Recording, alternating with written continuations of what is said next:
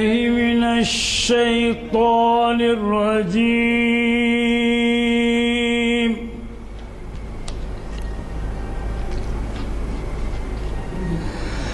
بسم الله الرحمن الرحيم.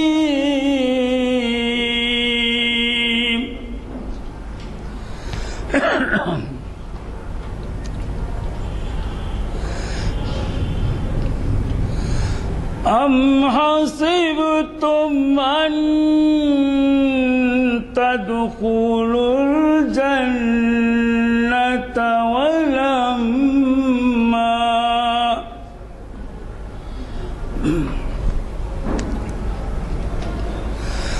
ولما يعلم الله الذين جاهدوا منكم فيعلم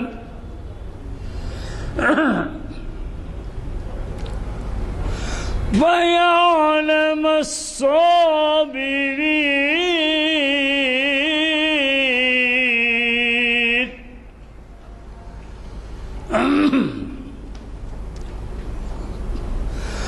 ولقد كنتم تمنون الموت من قبل أن تلقوه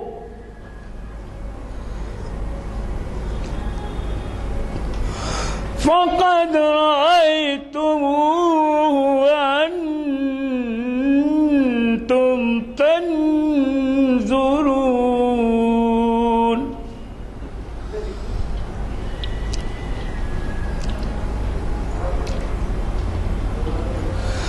وما محمد إلا رسول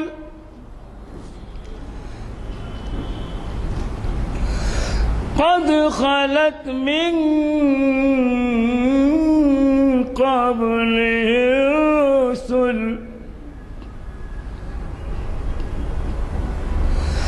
أفإن مات أو قتل انقلبتم على أعقابكم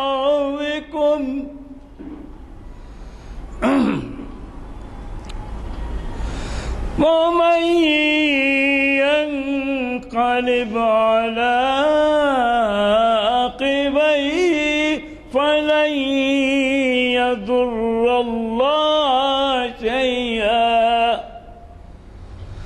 وسيجزي الله الشاكرين.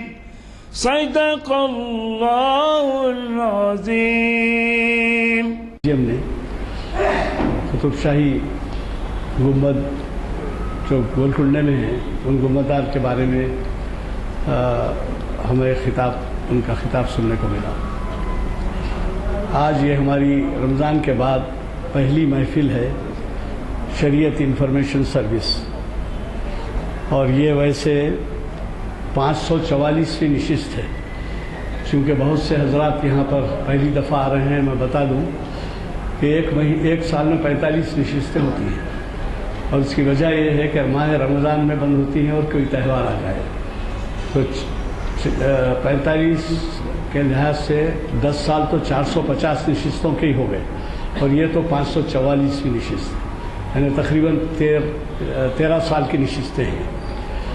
آج ہمیں خوشی اس بات کی ہے کہ ہمارے ایک نوجوان نے، جو ہر سال ہم بھی عید میلاد کے لیے کوئی موقع نکالتے ہیں، لیکن وہ آگے بڑھ کر آئے اور انہوں نے عید میلاد کا انتظام کیا. ہمارے محافل میں صرف مسلم نہیں بلکہ غیر مسلم بھی شریک ہوتے ہیں. چنانچہ انہوں نے بھی عید میلاد کے لیے ان کے خلوص کا اظہار ہو رہا ہے کہ سردار نانک سنگھ رشتر صاحب یہاں موجود ہیں، اور اننت نارائن ڈھگے صاحب بھی، جو ہمارے سابق پارلیمنٹیرین کے فرزند ہیں، وہ بھی تشریف لائے ہیں. ہمیں بڑی خوشی ہے، میں ان کا استقبال بھی کرتا ہوں آپ سب کے استقبال کے ساتھ.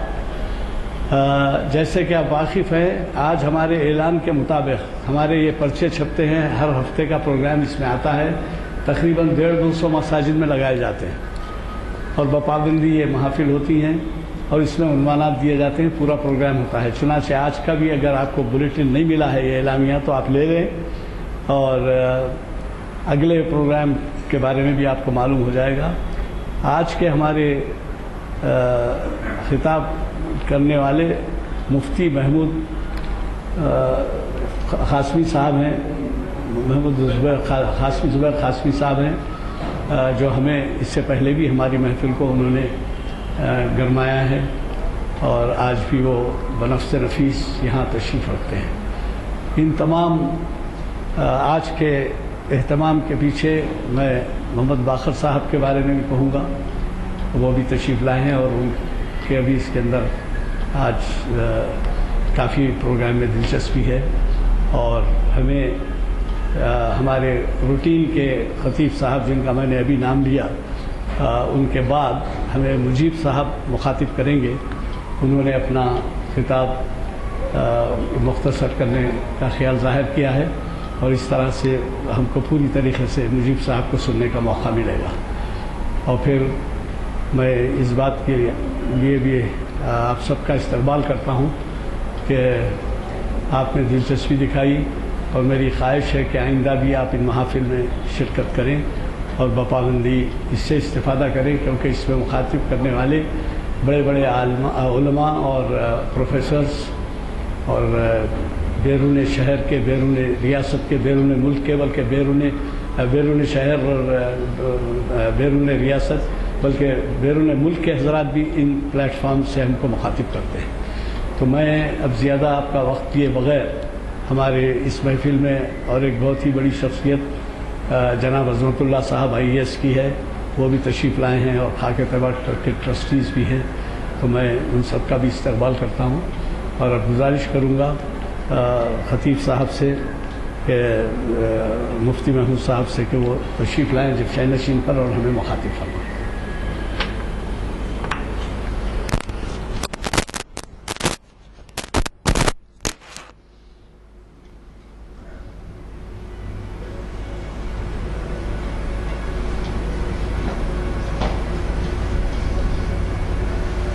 آپ حضرات یہاں جمع ہیں، اس عنوان میں اور اس عنوان میں کوئی مناسبت نہیں ہے۔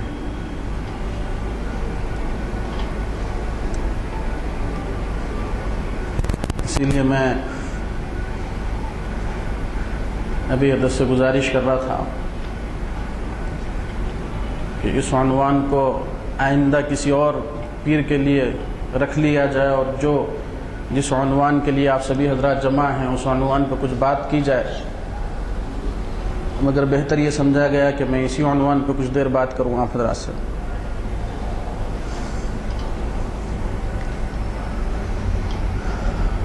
حضور اکرم صلی اللہ علیہ وسلم دنیا میں تشریف لائے،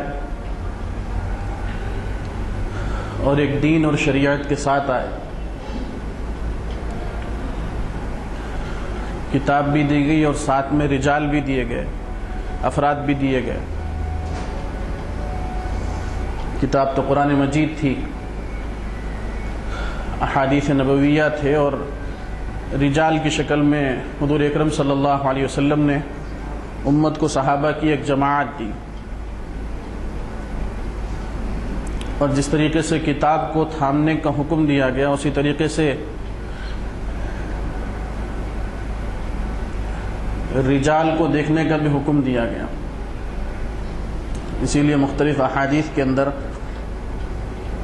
حضور اکرم صلی اللہ علیہ وسلم نے اپنے صحابہ کی بات ماننے کا اور ان کے راستے پہ چلنے کا حکم فرمایا۔ ایک حدیث کے اندر حضور اکرم صلی اللہ علیہ وسلم فرماتے ہیں کہ علیکم بسنتی و سنت الخلفاء الراشدین المہدیین، کہ تم پر ضروری ہے کہ تم میری سنت کی اتباع کرو، اور میرے جو ہدایت یافتہ خلفاء آئیں گے ان کی سنتوں کی اتباع کرو۔ ان دونوں کی اتباع تم پر لازم ہے۔ علیکم کے معنی آتے لازم ہے، ضروری ہے۔ لیکن مرور زمانہ کے ساتھ یہ بات دیکھنے میں آئی کہ اسلام عرب کی دنیا میں ظاہر ہوا۔ عرب لوگ مزاجاً سادہ لوگ ہیں، اور جو دین انہیں دیا گیا، جو دین انہیں بتایا گیا، وہ اس پہ عمل کرتے رہے۔ لیکن جب اسلام عرب سے نکل کے عجم میں پہنچا، فارس میں پہنچا، دیگر علاقوں کے اندر پہنچا، تو ان لوگوں کے اندر وہ جفاکشی نہیں تھی جو جفاکشی عرب کے اندر تھی۔ ان کے پاس تفکرات اور خیالات کا ایک ہجوم تھا، اور اسی تفکرات اور خیالات کے ہجوم کے ساتھ جب یہ اسلام میں داخل ہوئے تو اسلام میں بھی نئی نئی چیزیں پیدا ہوتی چلی گئیں۔ اسی لیے حضور اکرم صلی اللہ علیہ وسلم نے اس بات کی بھی پیشین گوئی فرمائی تھی کہ میری امت کے اندر میرے بعد دین اسلام کے اندر ایسی چیزیں آتی رہیں گی جس کا دین سے کوئی تعلق نہیں ہوگا، لیکن ایک جماعت اللہ رب العزت ایسی پیدا کرتے رہے گا جو جماعت دین کو ستھرا کرے گی اور صاف کرے گی۔ ینفون عنہ تحریف الغالین و افتحال المبطلین و تاویل الجاہلین، کہ لوگ دین سے ناواقف لوگ دین کے اندر جو تعویلیں کریں گے، اور دین کو توڑنے کے لیے جو لوگ آ کے قسم قسم کی باتیں دین کے اندر داخل کریں گے، ایک جماعت اللہ رب العزت ایسی پیدا کرتا رہے گا جو جماعت دین کو ستھرا کرتی رہے گی، دین کی تجدید کا کام کرتی رہے گی۔ تو دونوں باتیں بھی ہوئی کہ دین کے اندر بہت سی چیزیں در آئیں، اور اسلامی تاریخ سے جنہیں واقفیت ہے وہ حضرات اس حقیقت کو جانتے ہیں کہ حضور اکرم صلی اللہ علیہ وسلم کی وفات کے صرف 100 اور 150 سال کے اندر اتنے طبقے جنم لیے اس کے اندر کے جس کا حساب نہیں ہے، اور صحابہ نے ان کے ساتھ جو رویہ اپنانا چاہیے تھا حضور اکرم صلی اللہ علیہ وسلم کی تعلیمات کی روشنی کے اندر، وہ رویہ ان کے ساتھ اپنایا۔ لیکن کچھ بنیادیں تھیں، کچھ عوامل تھے، اور میں یہ کہوں تو بیجا نہیں ہوگا کہ کچھ سیاسی عوامل بھی تھے جس کی وجہ سے امت کے اندر انتشار اور افتراق کی بنیاد پڑی، اور یہ چیز چلتی رہی۔ ایک دفعہ جب کسی چیز کی بنیاد پڑ جاتی تو پھر وہ چیز ختم نہیں ہوتی، وہ چیز چلتی رہی۔ اور دین کے جو سرخیل سمجھے جاتے تھے، بڑے بڑے علماء جو سمجھے جاتے تھے اپنے زمانے کے، ان لوگوں نے اس کے خلاف آواز اٹھائی۔ لیکن وہ دور ایسا تھا کہ جس دور کے اندر ایک خلیفہ ہوتا تھا، جس خلیفہ کے تحت مسلم بادشاہ ہوا کرتے تھے، عمرا ہوا کرتے تھے۔ ایک دور ایسا بھی آیا کہ معتزلہ، جس کا ایک زمانے کے اندر خاصا اثر مسلمانوں کے اوپر ہوا، اور بڑی تعداد کے اندر مسلمان اس کا شکار ہوئے، اس سے متاثر ہوئے، حالانکہ ان کے نظریات باطل تھے، غلط تھے، لیکن زور بیان ایسا تھا، قوت زبان کی ایسی تھی کہ اس کا اثر اتنا ہوتا گیا کہ وقت کا جو خلیفہ تھا وہ خلیفہ بھی اس سے متاثر ہوا۔ اور امام احمد بن حنبل رحمۃ اللہ علیہ، جو علم حدیث کے بھی اور علم فقہ کے بھی امام سمجھے جاتے ہیں اپنے زمانے کے، امام احمد بن حنبل رحمۃ اللہ علیہ، جن کی بڑی جامع کتاب ہے مسند احمد، امام احمد بن حنبل رحمۃ اللہ علیہ، انہیں جیل میں قید کیا گیا، اور اسی تکلیف کے اندر اور اذیت کے اندر وہ انتقال کر گئے۔ تو ایسی بہت سی چیزیں ہیں جو دین کے اندر در آئی ہیں، اور علماء نے، امت کا درد رکھنے والے لوگوں نے مختلف زمانوں میں اس سے متعلق کتابیں بھی لکھی ہیں، اس سے متعلق ان کے مواعظ بھی ملتے ہیں۔ اور یہ جو زمانہ ہمارا زمانہ چل رہا، اس زمانے کے اندر بھی دین کی صحیح شکل بہت حد تک مجروح ہو گئی، اور یہ تو خیر قیامت کے قریب کا زمانہ ہے۔ اور حضور اکرم صلی اللہ علیہ وسلم نے اپنی احادیث کے اندر جو خاص طور پہ ابواب الفتن کے اندر بیان کی گئی ہیں، جس میں حضور اکرم صلی اللہ علیہ وسلم نے مختلف پیشین گوئیاں فرمائی تھیں، جس میں آپ صلی اللہ علیہ وسلم نے قیامت کی علامتیں بتائی تھیں، ان کے حوالے سے اگر دیکھا جائے تو یہ ہونے والی چیزیں تھیں جو اس وقت میں دنیا کے اندر ہو رہی، کہ مسلم قوم، مسلم امت مختلف طبقوں میں بٹی ہوئی ہے۔ گزشتہ اسی انفارمیشن سروس کے اندر ایک عنوان میں اتفاقی اور حادثاتی طور پہ آ گیا تھا، اس وقت میں کوئی پروگرام کے تحت نہیں آیا تھا، لیکن اس وقت میں جو عنوان مجھے دیا گیا تھا وہ عنوان تھا کہ کیا میلاد النبی منانا بدعت ہے۔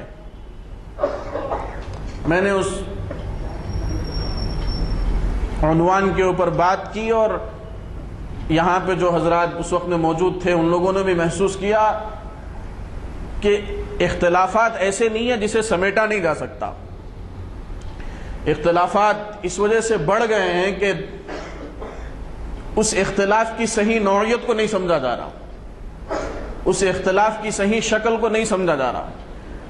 اب آدمی کے پاس جتنا علم ہے وہ آدمی اسی علم کے اوپر بضد ہے، اور وہ کسی اور کی سننا نہیں چاہ رہا۔ اس دور کے اندر جو آزادی اظہار رائے کا دور سمجھا جاتا، آزادی اظہار خیال کا دور سمجھا جاتا، ہر آدمی یہ سمجھتا ہے، ہر آدمی یہ چاہتا ہے کہ میری جو رائے ہے وہ رائے قبول کی جائے، چاہے اس کی جو حیثیت ہو۔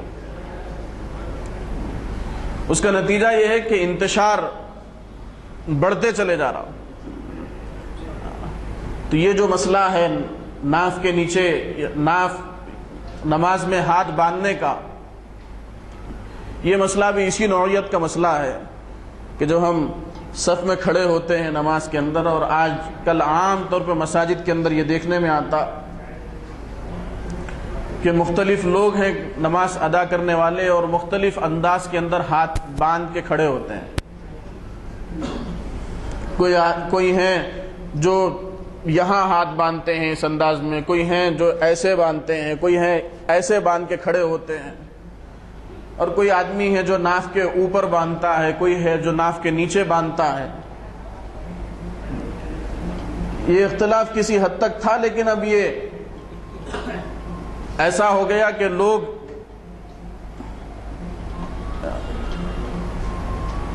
جب اپنے سے مختلف آدمی کو دیکھتے ہیں تو ترچھی نظروں سے اس کو دیکھتے ہیں۔ تو اسی لیے ضرورت اس بات کی تھی کہ اس موضوع پر بھی کچھ بات کی جائے، تاکہ یہ بات سمجھ میں آئے کہ اس اختلاف کی نوعیت کیا ہے۔ کیا یہ ایسا اختلاف ہے جو فرائض اور واجبات کے اختلاف ہے؟ کیا یہ ایسا اختلاف ہے جس کی نوعیت استحباب کی، اولا اور ترک اولا کی ہے؟ تو انشاءاللہ آئندہ جو نشستیں ہوں گی، میں گزارش کروں گا انتظامیہ سے کہ آئندہ جو نشست ہوں گی اس نشست کے اندر یہ عنوان پھر رکھا جائے، اس لیے کہ میں اس عنوان پہ اب گفتگو شروع کروں گا تو بیچ میں اس کو منقطع کرنا مناسب نہیں ہے، اور ایک چیپٹر بھی اس کا مکمل کرنے میں مجھے کم سے کم آدھا گھنٹہ لگے گا۔ تو اسی لیے میں انتظامیہ سے خواہش کروں گا کہ وہ آئندہ کسی اور پیر کے دن عصر بعد جب یہ مجلس منعقد ہوتی ہے یہ عنوان رکھیں، انشاءاللہ اس میں اس موضوع پر تفصیل سے گفتگو ہوگی۔ اللہ رب العزت سے دعا ہے کہ اللہ ہمیں عمل کی توفیق نصیب فرمائے، اور امت میں اور ساری انسانیت کے اندر محبت اور بھائی چارگی کو قائم فرمائے۔ وآخر دعوانا الحمدللہ رب العالمین۔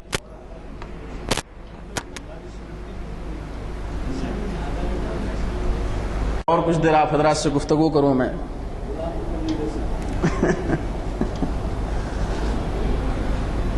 تو چلیے موضوع پہ آتے ہیں ہم کہ نماز میں ہاتھ باندھنے کے سلسلے میں 3 قسم کا عمل امت میں رہا ہے۔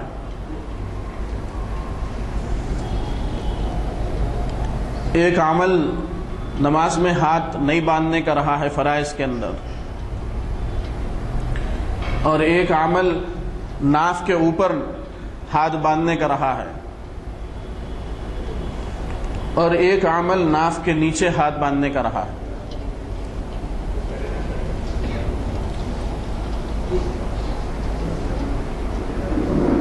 امام مالک رحمۃ اللہ علیہ کے مسلک کی جو بنیادی کتاب سمجھی جاتی ہے مدونہ جس کا نام ہے، اس کتاب کے اندر امام مالک رحمۃ اللہ علیہ کا راجح قول یہ لکھا گیا ہے کہ وہ فرائض کے اندر نماز میں ہاتھ باندھنے کو مکروہ سمجھتے تھے اور نماز میں ہاتھ نہیں باندھنا ان کے سامنے ان کی نظر میں راجح تھا، اور بعض فقہا نے ناف کے اوپر ہاتھ باندھنے کو راجح قرار دیا اور بعض فقہا نے ناف کے نیچے ہاتھ باندھنے کو راجح قرار دیا۔ امام ترمذی رحمۃ اللہ علیہ اپنی کتاب جو صحاح ستہ میں سے ہے، حدیث شریف کی 2 ایسی کتابیں ہیں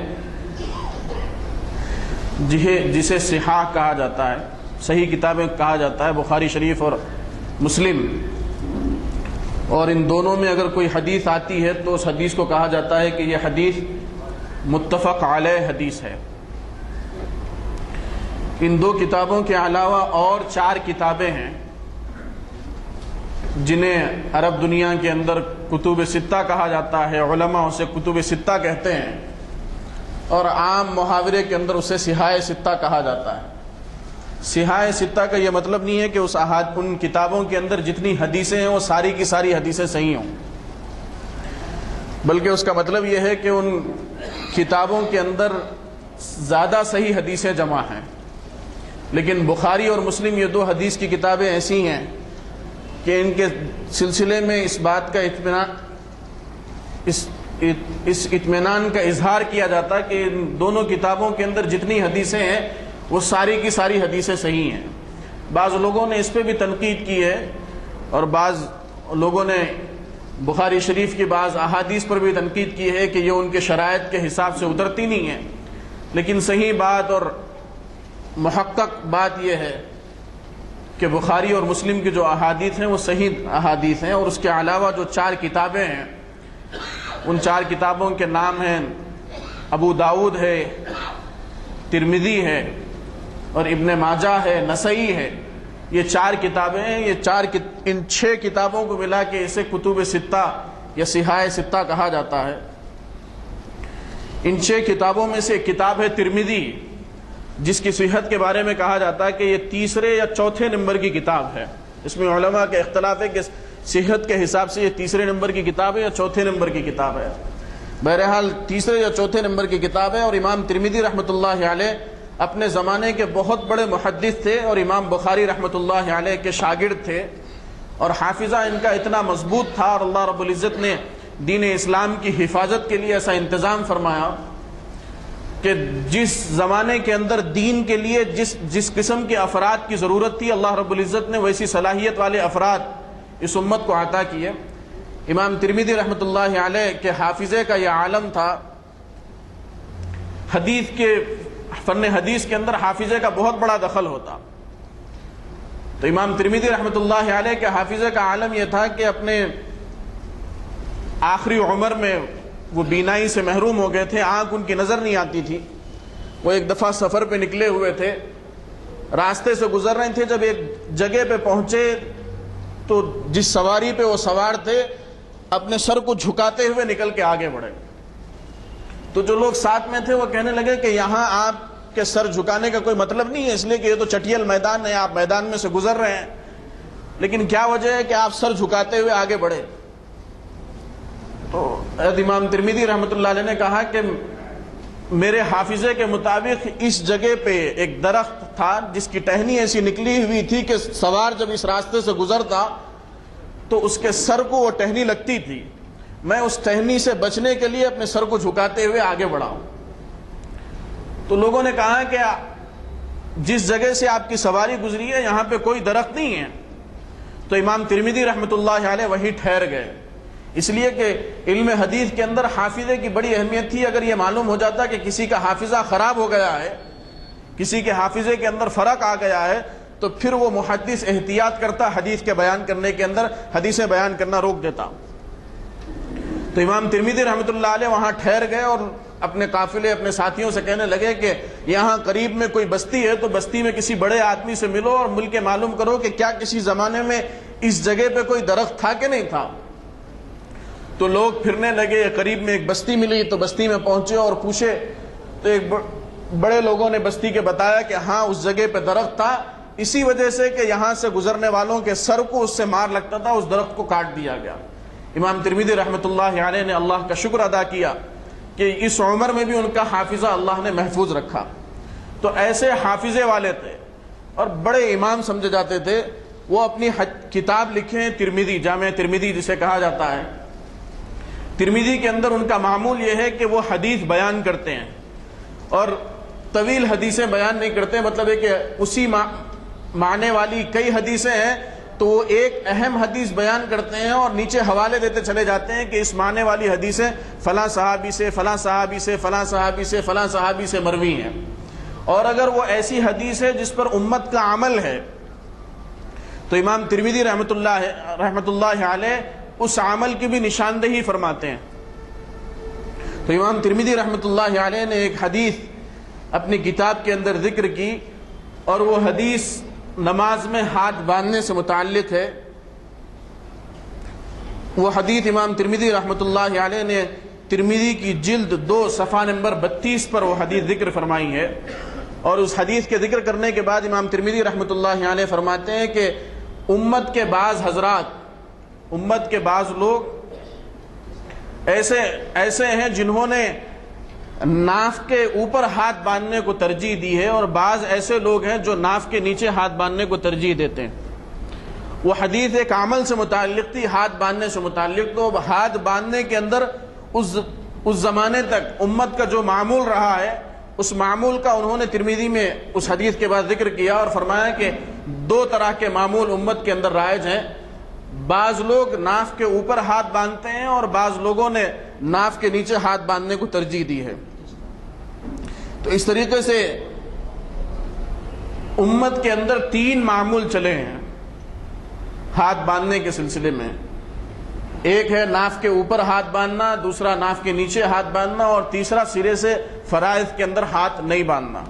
اور جو لوگ عرب ممالک میں جاتے ہیں اور مالکی حضرات سے جن کی کبھی ملاقات ہوئی یا نماز میں کبھی ان لوگوں نے دیکھا ہو فرائض کے اندر، تو شاید مشاہدے کیے ہوں گے کہ وہ جب قیام کی حالت میں ہوتے ہیں، کھڑے ہونے کی حالت میں ہوتے ہیں، تو اس وقت میں وہ ہاتھ باندھتے ہی نہیں، ہاتھ چھوڑے ہوئے رہتے ہیں. اب اس میں جو لوگ ناف کے اوپر ہاتھ باندھنے کے قائل ہیں ان کی کچھ دلائل ہیں، کچھ احادیث ہیں ان کی. ان میں سے 3 حدیثیں جو اہم سمجھی جاتی ہیں، صحت کے حساب سے زیادہ مضبوط سمجھی جاتی ہیں، وہ 3 حدیثوں کا میں نے انتخاب کیا ہے. ان میں 2 حدیثیں ایسی ہیں جو حضور اکرم صلی اللہ علیہ وسلم تک جو سندن پہنچتی ہے، یعنی کتاب لکھنے والے، پھر اس میں تابعی، پھر صحابی، پھر حضور اکرم صلی اللہ علیہ وسلم. اس لیے کہ دین پورا مستند ہے. کوئی ایسی بات اسلام کے اندر نہیں ہے کہ جس کا کوئی حوالہ نہ ہو. اگر کوئی ایسی بات اسلام میں آ رہی کہ حضور اکرم صلی اللہ علیہ وسلم سے اس کا ثبوت نہیں مل رہا تو پھر اس کی کوئی حیثیت نہیں ہے. تو 2 حدیثیں تو اس میں ایسی ہیں جس میں صحابی کا ذکر ملتا، اور ایک حدیث اس میں ایسی ہے جس میں صحابی کا ذکر نہیں ملتا بلکہ ایک تابعی ہیں طاؤوس رحمۃ اللہ علیہ، انہوں نے وہ حدیث بیان کی ہے اور حضور اکرم صلی اللہ علیہ وسلم سے کا نام انہوں نے لیا، اور بیچ میں جس صحابی سے انہوں نے وہ حدیث سنی ہے اس صحابی کا اس میں ذکر نہیں ہے.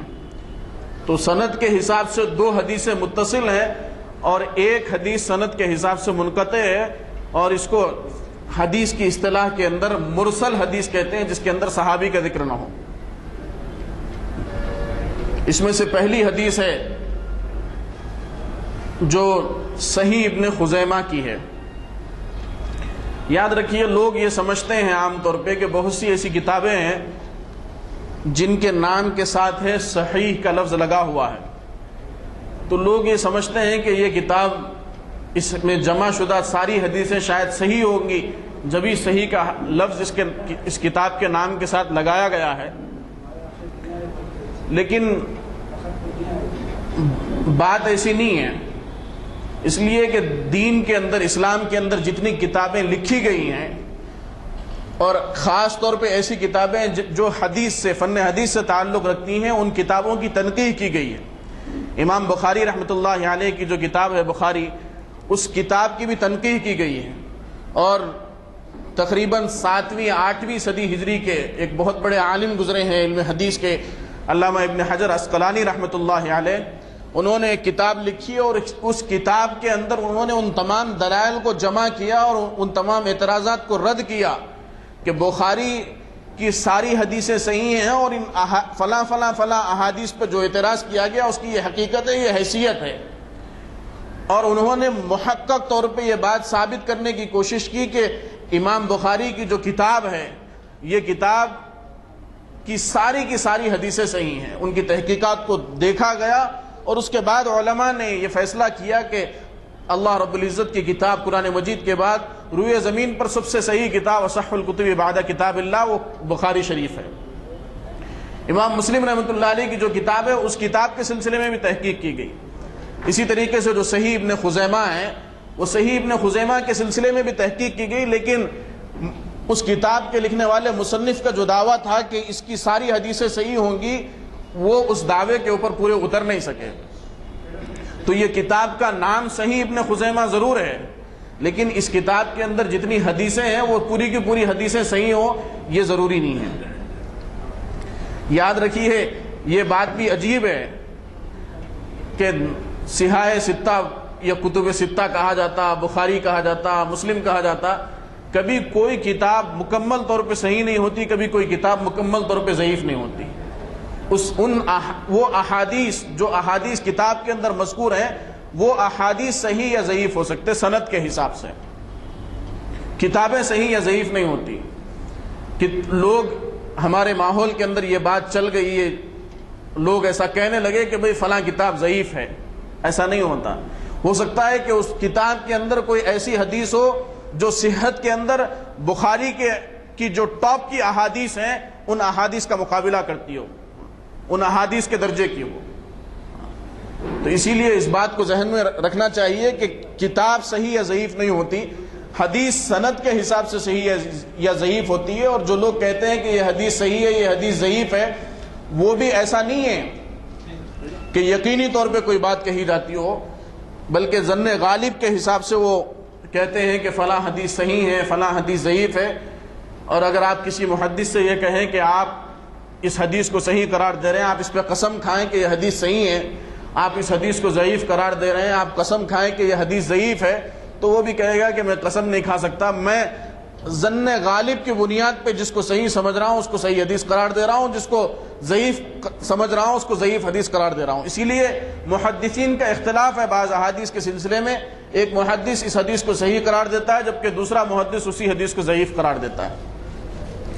تو صحیح ابن خزیمہ کی ایک روایت ہے حلب الطائی کی، یہ صحابی ہیں حلب الطائی رضی اللہ عنہ، یہ حدیث ہے یحییٰ بن سعید نے یہ حدیث سنی ہے سفیان رحمۃ اللہ علیہ سے، اور سفیان رحمۃ اللہ علیہ نے کہا کہ مجھے یہ حدیث بیان کی ہے سماک رحمۃ اللہ علیہ نے، اور سماک رحمۃ اللہ علیہ فرماتے ہیں کہ میں نے یہ حدیث نقل کی ہے قبیصہ سے، اور قبیصہ فرماتے ہیں کہ میں نے یہ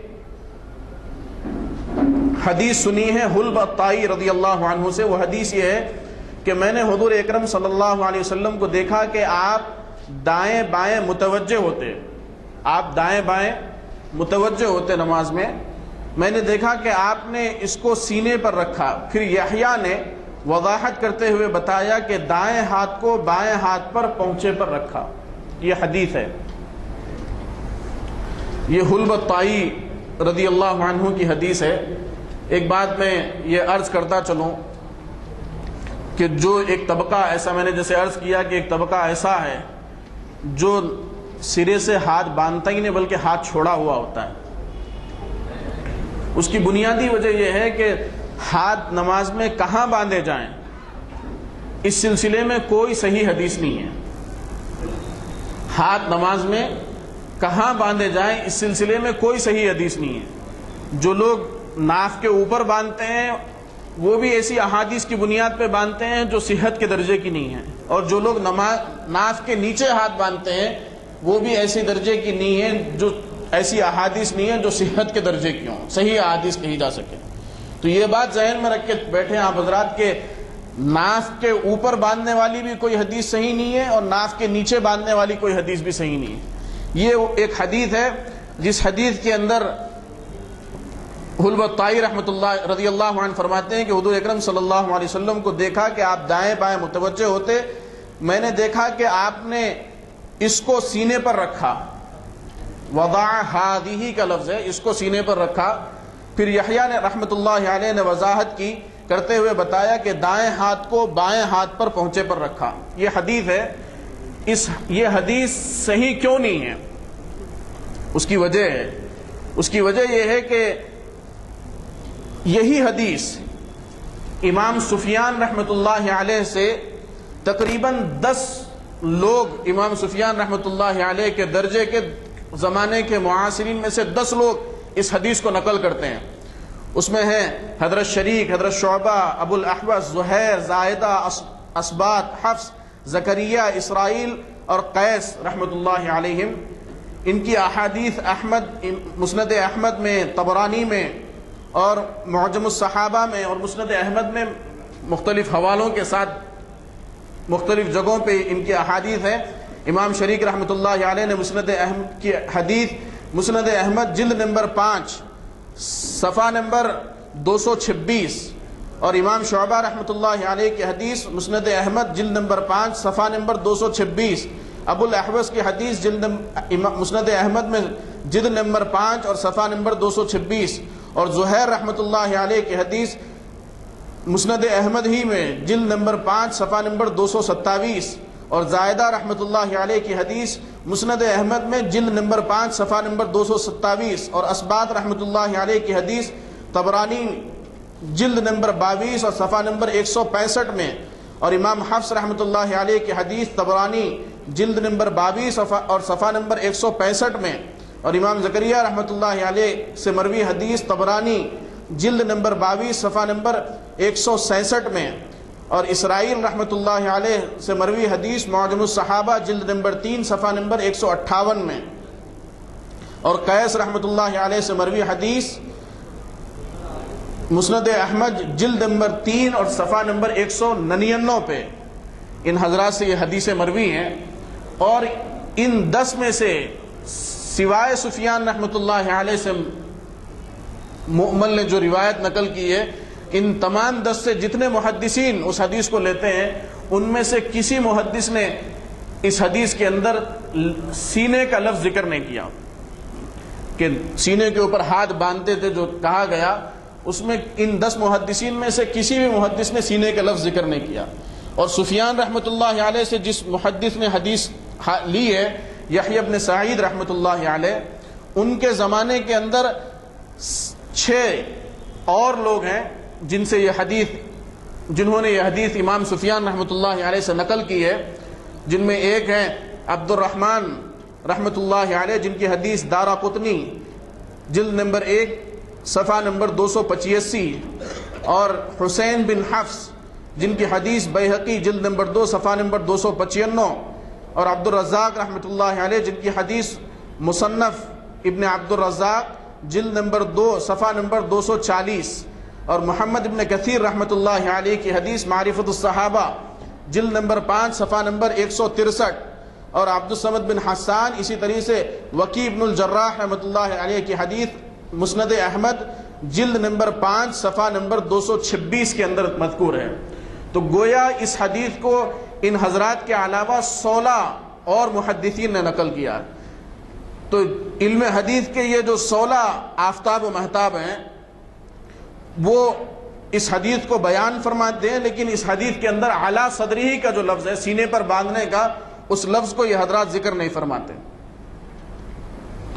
پھر کیا وجہ ہے کہ یہ 16 نہیں کرتے، وہ ایک کیوں کرتے ہیں؟ تو کہا گیا کہ ہو سکتا ہے کہ یہ کسی کاتب کی غلطی ہو لکھنے والے میں، اور اعلیٰ حاضی ہی کو اس نے اعلیٰ صدری ہی کر دیا ہو، اور ایسا حدیث کی کتابوں میں ہوتا ہے، اور جو لوگ اس سے واقف، حدیث کی کتابوں سے واقفیت رکھتے ہیں، وہ اس حقیقت کو جانتے ہیں کہ اس زمانے میں کتابیں لکھی جاتی تھیں اور اس لکھنے کے اندر فرق ہوتا تھا، اسی لیے اب جو کتابیں چھاپی جاتی ہیں اس میں لکھی ہوئی جتنے نسخے موجود ہوتے ہیں ان تمام نسخوں کو جمع کر کے پھر اس کو ٹیلی کر کے اور صحیح جملے کو تلاش کر کے اس کو نقل کرنے کی کوشش کی جاتی ہے۔ اور دوسری وجہ یہ ہے کہ امام احمد جنہوں نے اپنی کتاب کے اندر اس حدیث کو ذکر کیا ہے، ان کا خود ماننا یہ ہے کہ وہ سینے پہ ہاتھ باندھنے کو مکروہ سمجھتے تھے،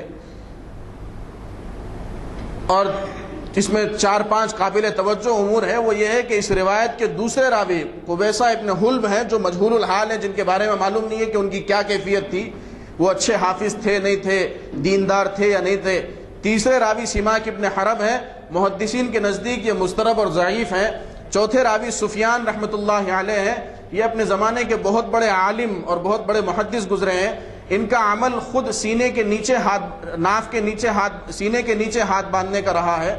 اور یحییٰ ابن سعید رحمۃ اللہ علیہ نے اس بات کی وضاحت اعلیٰ صدری سے میل نہیں کھاتی، اس لیے کہ انہوں نے کہا کہ دائیں ہاتھ کو بائیں ہاتھ پر پونچے کے نیچے رکھے تھے۔ یہ وضاحت یحییٰ ابن سعید رحمۃ اللہ علیہ نے کی، تو یہ وضاحت اور اس حدیث سے میل نہیں کھاتی۔ علامہ نیموی رحمۃ اللہ علیہ نے اعلیٰ صدری کو کاتب کی غلطی قرار دیا ہے اور اعلیٰ ہادی کو صحیح مانا ہے، یعنی دائیں ہاتھ کو بائیں ہاتھ پر رکھتے تھے۔ تو بہرحال یہ ایک حدیث ہے، اور اس کے علاوہ اور 2 احادیث ہیں، انشاءاللہ اس پہ آئندہ مجلس میں بحث ہوگی، اس پہ بات ہوگی۔ تو یہ بنیادی بات ہے کہ اس سلسلے میں جتنی احادیث ہیں باندھنے کے سلسلے میں، کہاں باندھا جائے، ناف کے نیچے باندھا جائے، ناف کے اوپر باندھا جائے، یہ ساری کی ساری حدیثیں ضعیف ہیں۔ اور یہ حدیث کیوں ضعیف ہے اس کی وجہ میں نے بیان کی کہ 16 محدثین اس حدیث کو ذکر کرتے ہیں اور اس میں اس بات کا ذکر نہیں کرتے۔ ایک صاحب اس حدیث کو ذکر کرتے ہیں اور اس میں اس لفظ کا اعلیٰ صدری ہی کا اضافہ اس میں ذکر کرتے ہیں، جبکہ امام سفیان رحمۃ اللہ علیہ جن سے انہوں نے وہ حدیث سنی ہے، وہ امام سفیان رحمۃ اللہ علیہ کا خود عمل جو ہے وہ سینے کے نیچے ہاتھ باندھنے کا رہا ہے۔ تو اتنے بڑے عالم کو، محدث کو وہ حدیث ملے اور خود وہ حدیث لوگوں کے سامنے سنائے اور عمل اس کے خلاف کرے، یہ ممکن نہیں ہے۔ اور محدثین کا یہ اصول ہے کہ اگر کسی حدیث بیان کرنے والے کا عمل حدیث کے خلاف ہے تو پھر وہ حدیث کے اندر کمزوری پیدا ہو جاتی۔ اللہ رب العزت سے دعا ہے کہ اللہ ہمیں عمل کی توفیق نصیب فرمائے۔ وآخر دعوانا الحمدللہ رب۔ ایک تو یہ ہے کہ مقرر صاحب کو تھوڑی سی کچھ غلط فہمی ہوئی کہ ان کو پروگرام دے کر کچھ اور پروگرام رکھا گیا، ویسا نہیں ہے۔ ہم نے جن صحابین کو اجازت دی ہے وہ 20 منٹ کی اجازت دی ہے، اور میں نے یہ سمجھ کر آپ سے استدعا کی کہ اختصار سے اگر کام لے تو ان کا بھی کام بن جائے گا، اور ان کے لیے ہمارے لیے ممکن نہیں تھا کہ ان کو پوسٹ پون کریں، کیونکہ عید ملاپ کا بھی موقع تھا۔ اگر ان کو ہم اگلے مرتبہ کوئی اور ہفتے میں دینا چاہتے تو پھر وہ عید ملاپ کی برکتوں سے محروم رہتے۔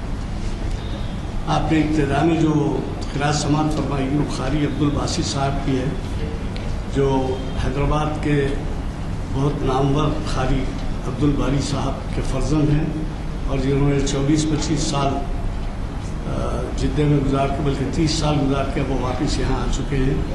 ان کی خدمات بھی لی جا سکتی ہیں تعلیم کے سلسلے۔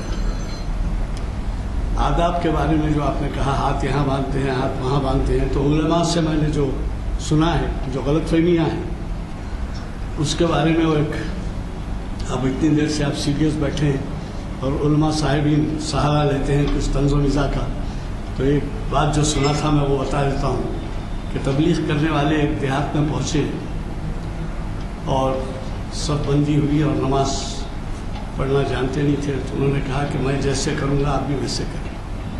تو صف بندی ہو گئی، اور جب سجدے میں گئے تو اتفاق سے ان کا پیر پیچھے والے کے سر کو لگا، اور اس کا نتیجہ یہ ہوا کہ وہ پوری صفوں میں ایک دوسرے کو پیر سے سر کو چھوئی گئی۔ تو یہ جو ہے ہمارے پاس کی جو باتیں ہیں، ان کو دیکھا دیکھی آپ کو اندازہ ہوا ہوگا کہ ہم کس قدر غلط فہمیوں میں رہتے ہیں۔ کتنی صحیح بات کہی آپ نے کہ ایسی حدیث ہے کہ جس میں آپ ناف کے اوپر باندھیں یا ناف کے نیچے باندھیں فرق نہیں پڑتا، اور مجھے یقین ہے کہ اگلی مرتبہ آپ کا اس عنوان سے نہیں کسی اور عنوان سے بھی اگر رکھیں تو ہمیں معلومات میں کافی اضافہ ہوگا۔ ایک اور بات، تھوڑی سی بے ادبی ہوئی، ستہ شوال کے روزے بھی یہاں پر ہیں لوگ، تو شاید ان کو ناگوار گزرا ہوگا۔ ہم سروس جو کیے کچھ چائے پانی کی، افطار کا انتظام ہے اوپر، اور نماز یعنی اذان کے ساتھ ہی جو ہے نماز سے قبل کچھ افطار بھی کر سکتے ہیں۔ ایک اور گزارش ہے کہ ہماری یہ محافل کا سلسلہ سب سے پہلے اقبال شناسی کی محافل سے ہوا، جس کے شاید 16-17 سال سے زائد بھی ہو گئے۔ یہ 4 چنبے کو ہوتی ہے ہر 4 سال، اور یہ اس کا ایسا ٹریڈیشن ہے کہ نواب بہادر اعظم سے سلسلہ چلا، اور ہمارے خلیل صاحب تعمیر ملت کے جو تھے وہ بھی جو ہے اس کا جاری رکھے، اور اب یہ سلسلہ یہاں 16-17 سال سے جاری ہے۔ اقبال کو مت بھولیے، وہ یہاں پر کوئی ان کے اور کلام کو ہے ہمالیہ یا کچھ سارے جہاں سے اچھا ہندوستان ہمارا یہ وہ نہیں ہے، بلکہ دین کی باتیں جو ہوتی ہیں وہ جو اقبال کا کلام قرآن حدیث اور تاریخ اسلام سے ہے وہ یہاں پیش کیا جاتا ہے۔ تاریخ اسلام یعنی اقبال شناسی کے محافل میں نہ صرف آپ تشریف لائیں بلکہ اپنے بچوں کو بھی شریک کرائیں، اور ہم سب مل کر اس نوجوان کے لیے دعا کریں گے جس نے آج کی محفل سجائی ہے۔ وہ ہیں تمکین صاحب، جن کی جانب سے رخت چھپے ہیں، ان کا جذبہ قابل قدر ہے۔ اللہ تعالیٰ ان کے کوششوں میں اور کامیابی عطا کرے، اور ان کو سرپرستی حاصل ہے جناب باقر صاحب کی جو یہاں تشریف رکھتے ہیں۔ میں اور ایک چیز اور عرض کرنا چاہوں گا کہ مجیب صاحب شاید آج وقت کی تنگی کی وجہ سے زیادہ کچھ کہہ نہ سکیں، لیکن ہم انہیں آئندہ کسی محفل میں ان کا پروگرام ضرور رکھیں گے۔ میں مجیب صاحب کے تعارف کرنے کے لیے باقر صاحب کو زحمت دیتا ہوں، آئیے کچھ تعارف کرا دیں۔ محمد نصلی الکریم، آپ سب کو عید مبارک۔ میں تمکین جو ہے ایک اسلامک سوشل انٹرپرائز ہے، اور ہمارے مینیجنگ ڈائریکٹر جو ہے وہ عبد المجیب خان صاحب ہیں، جو -1 لیول پہ جو ہے ٹرینر ہیں میکنزی کنسلٹنٹ کے۔ تو یہ -1 لیول پہ جو ہے ٹریننگ دیتے ہیں لیڈرشپ ڈیولپمنٹ، اور میں عبد المجیب خان صاحب سے گزارش کرتا ہوں کہ وہ اسٹیج پہ تشریف لائیں اور تمکین کے بارے میں جو ہے ان کو بتلائیں کہ اس کا بیسک کانسیپٹ کیا ہے۔ اعوذ باللہ من الشیطان الرجیم، بسم اللہ الرحمن الرحیم۔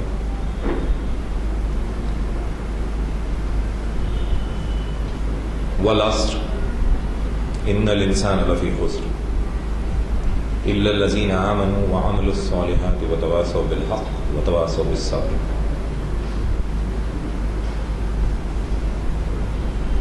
بسم اللہ الرحمن الرحیم۔ کنتم خیر امۃ اخرجت للناس اللهم رب اشرح لي صدري ويسر لي امري واحلل عقدة من لساني يفقهوا قولي۔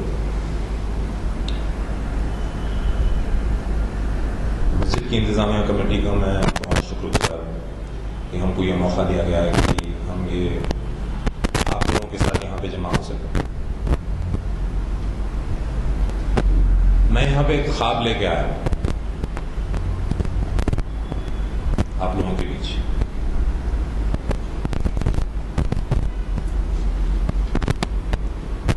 خواب یہ ہے کہ اللہ تعالیٰ کا کلام سچا ہے، اس میں کوئی شک نہیں، کوئی دو رائے نہیں، اور اللہ تعالیٰ فرما رہے ہیں کہ ہم سب ساری انسانیت کے لیے خیر کا ذریعہ بن کے بھیجیں گے، بھلائی کا ذریعہ بن کے بھیجیں گے۔ لیکن معاشرے پہ جب ہم نظر ڈالتے ہیں سمجھ نہیں آتا کہ ہو کیا رہا ہے۔ جس خیر کو ہم سمجھتے ہیں قرآن پڑھنے سے، وہ خیر ہمیں دکھتا کیوں نہیں، محسوس کیوں نہیں ہوتا؟ ایسے کئی سوال لے کے میں بڑا ہوا اور انہی سوالوں سے جوجھتے ہوئے یہ خواب پیدا ہوا۔ خواب یہ ہے کہ ہم سب اپنے ایمان کو اتنا مضبوط کر سکیں کہ اس آیت کی سچائی کو دنیا دیکھ سکے، محسوس کر سکے۔ آپ صلی اللہ علیہ وسلم جب یہ دین لے کے آئے تھے اور صحابہ اکرام کو تیار کیا تھا تو اسلام اس لیے پھیلا کیونکہ لوگ بہترین امت ان کے سامنے موجود تھی. آج ہم بہترین امت بننے کا دعویٰ کرتے ہیں اور حوالہ دیتے ہیں کتاب کا. اس کتاب کو بہت کم جیتے. میں یہ نہیں دعویٰ کر رہا ہوں کہ میں اس کتاب کو پورا جیتا ہوں. میری یہ محنت ہے کہ میں زیادہ سے زیادہ اس کتاب کو جیوں اور میرا یہ خواب ہے کہ ہم سب جو ہے اس کتاب کو زیادہ سے زیادہ جینے والے بنے انشاءاللہ. اب خواب کیا ہے؟ ہم ایک ایسی تنظیم لے کے کھڑے ہوئے ہیں, ایسا ارادہ لے کے کھڑے ہوئے ہیں. حالات حاضرہ سب کے سامنے ہیں. اس میں مخصوص طور پر ظلم تو بہتوں پہ ہو رہا ہے, مخصوص طور پر مسلمانوں پر بھی ظلم ہو رہا ہے. بچھڑے ہوئے کئی طبقے ہیں, مخصوص طور پر مسلمان میں بھی ایک اکثریت ہے جو بچھڑے ہوئے طبقوں میں شامل ہوتی ہے. خواب یہ ہے کہ ان سارے طبقوں کو اٹھایا جائے, ان کو زندہ کیا جائے, جگایا جائے اور ایک ایسا معاشرہ ہم تیار کر سکیں جس کو دیکھ کر دنیا یہ یقین کرنے لگے کہ واقعی میں ایک کتاب ایسی ہے جو انسانوں کو پوری طرح پلٹ سکتی ہے اور ایک پختہ اچھا انسان ایگزامپل بن کے دنیا کے سامنے پیش ہو سکتا ہے. اس تنظیم کو اس ارادے کو پورا کرنے کے لیے, اس کو عملی شکل دینے کے لیے کئی کام ہم کو کرنے ہوں گے. ایک آپ کے سامنے میں آج ایک گاؤں کا ذکر کروں. یہاں سے 180 کلومیٹر دور محبوب نگر ضلع میں اٹکور نام کا ایک گاؤں ہے. وہاں پہ 25,000 مسلمانوں کی 25,000 ٹوٹل آبادی ہے, جس میں سے 40% مسلمان ہیں. کسی زمانے میں جب ہینڈلوم کا چلن تھا, وہاں کے لوگ ماہرین میں سے شمار ہوتے تھے ہینڈلوم کے, اور جو کپڑا وہ لوگ بنتے تھے اس کی کافی قدر تھی. جیسے ہی پاور لوم کا زمانہ آیا, ان کی ضرورت ختم ہو گئی اور یہ لوگ بہت جلدی تیزی سے بچھڑے ہوئے طبقے میں شمار ہونے لگے. آج وہاں پہ حالات حاضرہ ایسے ہیں کہ وہاں پہ ہر سال غالباً 50 بچے ایسے ہیں جو تعلیم کو حاصل نہیں کر پاتے کیونکہ ان کے گھر میں چولہا نہیں جلتا اگر وہ کام نہیں کریں گے. اس گاؤں میں 44 ایسے لوگ ہیں جو 7 سے 8 کلومیٹر پیدل چلتے ہیں 4 روپے کی فوٹو لے کے, اور پہنچتے ہیں ایک ایسے مقام پہ جہاں پہ ان کو اس مہینے کا پینشن ملتا ہے جو کل رقم ہے 35 روپیہ. یہ میں کوئی افسانہ نہیں بول رہا ہوں, آج کی حقیقت ہے. وہاں پہ ایک اردو میڈیم سکول ہے جہاں پہ 285 طلبہ, بچے اور بچیاں, لڑکے اور لڑکیاں تعلیم حاصل کر رہے ہیں. 100% SSC رزلٹ ہے. 75% انٹرمیڈیٹ جوائن نہیں کرتا کیونکہ وہاں پہ انٹرمیڈیٹ کالج نہیں ہے.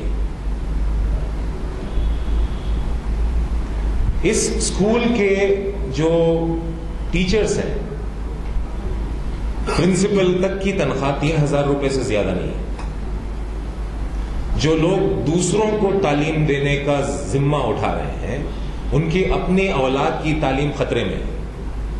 پرنسپل صاحب کی لڑکی کالج نہیں جا سکتی اور ان کا لڑکا کالج جا پائے گا یا نہیں اس کے لیے ان کو پہلے سوچنا پڑے گا کہ وسائل کہاں سے ہوں گے. یہ پرنسپل کی بات کر رہا ہوں, ایک ایسے اسکول کی جس کا SSC پاس پرسنٹیج 100% ہے. اور ایسے کئی فیکٹس میں آپ کے سامنے رکھ سکتا ہوں, اور میں یہ ایک گاؤں کی بات کر رہا ہوں, ایسے سینکڑوں گاؤں ہیں ہندوستان میں. یہ ایک پہلو ہے. اپنے معاشرے کا، اور ایک اور پہلو ہے اپنے معاشرے کا. عید ابھی ابھی گزری ہے، جس کا ملن کرنے ہم لوگ یہاں پہ جمع ہوئے ہیں. کتنی رقم ہم لوگوں نے خرچ کی حلیم کھانے پہ. ایک پلیٹ 100 روپے، 120 روپے، 35 روپے لینے، 4 روپے کی فوٹو لے کے، یعنی کہ جمع ہو رہا 31 روپے، 31 روپیز لینے کے لیے لوگ وہاں پہ اندھے بوڑھے حضرات 7-8 کلومیٹر چل کے جا رہے ہیں. وہ 31 روپے بھی ان کو مل گئے تو اس کی قدر ہے ان کے پاس. ایک طرف یہ، دوسری طرف حلیم کا پلیٹ. کیا یہ ممکن ہے کہ ہم جمع ہوں اور جمع ہو کر کے کچھ ایسا کام ہم کر سکیں جس سے وہ وسائل جمع ہوں جس کو وہاں پہ اگر خرچ کیا جائے تو وہ امت پلٹ سکتی ہے؟ تنظیم ایک ایسے پلیٹ فارم کا نام، تمکین ایک ایسے پلیٹ فارم کا نام. سوشل انٹرپرائز ایک ایسا فریم ورک ہے جس کے بارے میں اپنی امت میں مخصوص طور پر بہت کم علم ہے. یورپ اور امریکہ میں اس فریم ورک کو استعمال کر کے کافی کمیونٹیز کو بالکل ان کی کایا پلٹ ہو رہی ہے. ہندوستان میں دوسرے طبقوں میں اس فریم ورک کو استعمال کرتے ہوئے کئی کمیونٹیز کو کئی وسائل مہیا کرائے جا رہے ہیں. لیکن مسلمانوں میں سوشل انٹرپرائز کیا ہے اس کی سمجھ بہت کم ہے. آپ لوگوں میں سے کچھ حضرات ہوں گے جو یہ جانتے ہوں کہ سوشل انٹرپرائز کیا ہے. جو نہیں جانتے ان کے لیے میں سوشل انٹرپرائز کا ڈیفینیشن سامنے رکھتا ہوں. بزنس انٹرپرائز کا مین آبجیکٹو یعنی کہ اس کا گول، اس کا پرپس، مقصد یہ ہے کہ منافع بنایا جائے. ہم سب تجارت جانتے ہیں، تجارت کا مقصد ہے کہ منافع ہو. سوشل انٹرپرائز کا مقصد ہے کہ منافع کے ساتھ ساتھ لوگ بہتر زندگی حاصل کر سکیں اور اپنی یہ جو کائنات ہے یہ کائنات کو بھی فائدہ پہنچے. ایک ایسا انٹرپرائز جو تجارت کا فریم ورک استعمال کرتا ہے لوگوں کا خیر کرنے میں اور کائنات کو بہتر بنانے میں. That is a social enterprise. Tamkeen ایک سوشل انٹرپرائز ہے. ہم کام کیا کرتے ہیں؟ ہم بکرے پالتے ہیں، صاحب بکروں کی تجارت کرتے ہیں. لیکن اس کا نظام ہم لوگوں نے کچھ اس طریقے سے بنایا ہے کہ جو ہمارا منافع ہوتا ہے اس کے 3 حصے بنتے ہیں. ایک حصہ اس تنظیم کو مضبوط بنانے کے لیے اور اس تنظیم کے کام کو آگے بڑھانے کے لیے. ایک حصہ ایسا جو ہمارے لیے جو تعلیمی نظام کی آج سخت ضرورت ہے، ایسا ایک تعلیمی نظام ریسرچ ہو اور قائم بھی ہو. تیسرا، لوگ پڑھنے کس لیے جاتے ہیں؟ ہم لوگوں نے کیوں بڑی بڑی ڈگریاں حاصل کی ہیں؟ ہم لوگوں میں سے جن لوگوں نے کالج کو سیریسلی لیا ہے، ڈگری کو سیریسلی لیا ہے، اپنی اولاد کے لیے یہ تصور رکھتے ہیں کہ وہ لوگ بہتر سے بہتر ڈگری حاصل کریں. یہ کیوں کرتے ہیں؟ کیونکہ اس سے ذریعہ معاش جڑا ہوا ہے. تو گاؤں میں ذریعہ معاش ہم بن سکیں اس کے لیے منافع کا ایک حصہ ہم لوگوں نے متعین کیا. منافع کی بات میں اور طویل نہیں کرنا چاہتا کیونکہ میں مسجد میں کھڑا ہوں اور میرے علم میں ایک حدیث ہے کہ مسجد میں منافع کا کاروبار سودا نہیں کرنا چاہیے. اور جب اسلام کے لیے کھڑے ہوئے ہیں اور اس حدیث کا اگر ہم اس حدیث پر ہم عمل نہیں کریں تو پھر فائدہ نہیں ہے. لیکن میں یہ نظام کا سوشل آبجیکٹو جو ہے یعنی کہ ولیج ٹرانسفارمیشن، اس پہ میں بات کرنا چاہتا ہوں. ہم لوگ گاؤں میں جا کر، جیسے کہ ہم اتکور میں جا چکے ہیں، وہاں پہ ہم بس چکے ہیں اور وہاں پہ ہماری دعوت چل رہی ہے ان لوگوں سے کہ جو بے روزگار ہیں، ان سے ہماری درخواست ہے کہ وہ آئیں اور ہماری تنظیم کا حصہ بنیں. ان کے کچھ فائدے ہیں اس تنظیم کا حصہ بننے. کیا فائدے ہیں؟ ذریعہ معاش ان کو ملے گا، اور وہاں پہ جہاں پہ آج ایک ٹیچر کی تنخواہ، پرنسپل کی تنخواہ 3000 ہے، ممکن ہے کہ چرواہے کی آمدنی ماہانہ وہاں پہ 6 سے 8000 ہوگی انشاءاللہ. اگر وہ چرواہا بھی ہوگا انشاءاللہ اس کی ماہانہ آمدنی 6 سے 8000 ہوگی. لیکن اس تنظیم سے جڑنے کے 2 شرطیں. پہلی شرط یہ ہے کہ آپ کو حلقہ بننا ہوگا، جماعت بننا ہوگا. جو مسئلے ہیں، جن مسئلوں میں ہم آج گھرے ہوئے ہیں، اکیلے ہم ان مسئلوں سے لڑ نہیں سکتے، لیکن اگر ہم جماعت بنتے ہیں تو ان مسئلوں کا حل آسان ہو جائے گا انشاءاللہ. اللہ کی مدد ہم تک پہنچے گی انشاءاللہ. تو اس لیے ان کو حلقہ بننا ہوگا، جماعت بننا ہوگا. دوسرا کنڈیشن یہ ہے کہ ہماری تعلیمی نظام کا ان کو حصہ بننا ہوگا. ہمارے تعلیمی نظام کے 5 ستون ہیں. پہلا ستون ہے ایمان. کسی کی ہم امانت ان کو دے رہے ہیں، بکرے پالنے کے لیے. ایمان نہیں ہوگا، امانت نہیں ہوگا. ایمان کو مضبوط کریں، ایمان پر محنت کریں.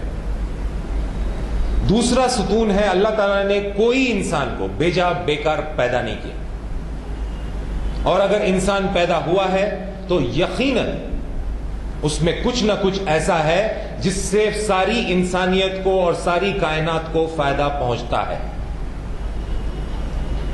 اگر وہ ہم اپنا گریبان نہیں جھانکیں گے، ہم اپنے اندر نہیں دیکھیں گے، تو ہمارے اندر کی وہ صلاحیت، وہ خوبیاں جس کو اللہ تعالیٰ نے ہم میں ڈال کے ہم کو یہاں پہ پیدا کیا ہے، وہ ہم کو علم نہیں ہوگا.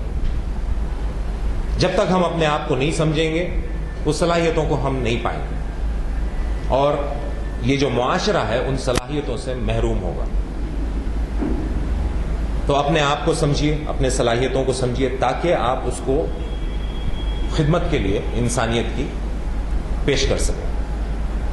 یہ دوسرا ستون ہے. اسی ستون کا ایک اور حصہ یہ ہے کہ ہنر حاصل کریں، ہنر والے بنیں. آپ ہنر والے بن گئے، آپ کا ایمان مضبوط ہو رہا ہے، آپ اپنے آپ کو سمجھنے لگے ہیں. اب آپ کی یہ ذمہ داری بنتی ہے کہ آپ تواصو بالحق کریں اور تواصو بالصبر کریں. یعنی کہ آپ اپنے گھر میں جائیں اور اپنے گھر والوں پر محنت کریں،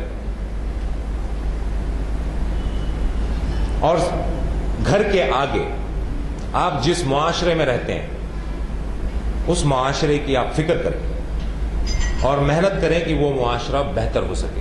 وہ چاہے پانی کا پرابلم ہو، ڈرینیج کا پرابلم ہو، اسکول چلنے کا پرابلم ہو، ڈاکٹر کے رہنے کا پرابلم ہو، جو بھی پرابلم ہو اس کو ذمہ داری سے اٹھائیں اور اس کا حل نکالیں.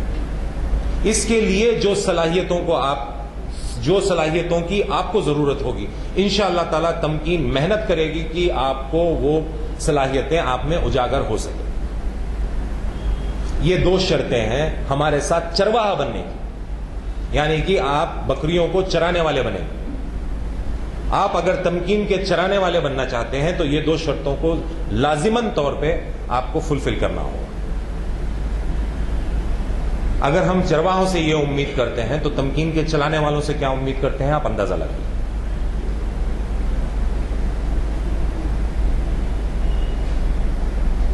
اگر ایسا ہم کام کرتے ہیں تو انشاءاللہ تعالی گاؤں کی کایا پلٹ کر سکتے ہیں، وہاں کا رخ بدل سکتے ہیں. لیکن یہ کام اکیلے نہیں ہوگا، اور یہ کام پیسے سے نہیں ہوگا، صرف یہ کام لوگوں کے جڑنے سے ہوگا، آپ کے اور ہمارے ساتھ ملنے سے ہوگا. یہی دعوت ہم کو آپ کے سامنے رکھنی تھی. جزاک اللہ خیر. اللہ تعالیٰ ہمارے جذبوں کو اور ہماری محنت کو قبول کریں اور ہم سب کو کامیاب کریں. السلام علیکم. الحمد لله رب العالمين الرحمن الرحيم مالك يوم الدين لا إله إلا أنت سبحانك إني كنت من الظالمين هو الله العالم الغيب والشهادة هو الرحمن الرحيم ألف لام ميم الله لا إله إلا هو الحي القيوم حسبنا الله ونعم الوكيل نعم المولى ونعم النصير. اللهم صل على سيدنا محمد وعلى آل سيدنا محمد وبارك وسلم. ربنا لا تزغ قلوبنا بعد إذ هديتنا وهب لنا من لدنك رحمة إنك أنت الوهاب. اللهم ارزقنا علم التوحيد وعمل الإخلاص وحسن الخاتمة. اللهم إنا نسألك علما نافعا وعملا صالحا مقبلا ورزقا واسعا وشفاء من كل داء. اللهم أرنا الحق حقا وارزقنا اتباعه وأرنا الباطل باطلا وارزقنا اجتنابه. سبحان ربك رب العزة عما يصفون وسلام على المرسلين والحمد لله رب العالمين.